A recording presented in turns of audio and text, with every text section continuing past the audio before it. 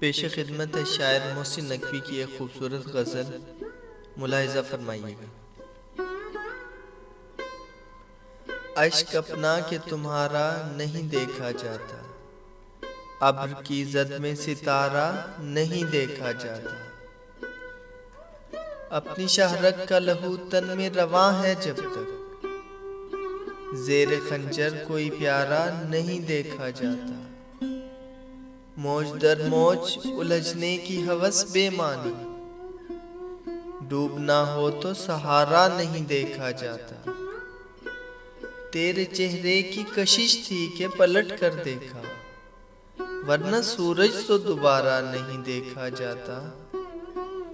आग की जिद पे न जा, फिर से भड़क सकती है, राख की तह में शरारा नहीं देखा जाता।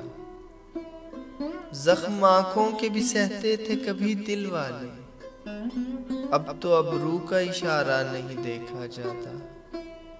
क्या कयामत है कि दिल जिसका नगर है मोहसिन, दिल पे उसका भी अजारा नहीं देखा जाता।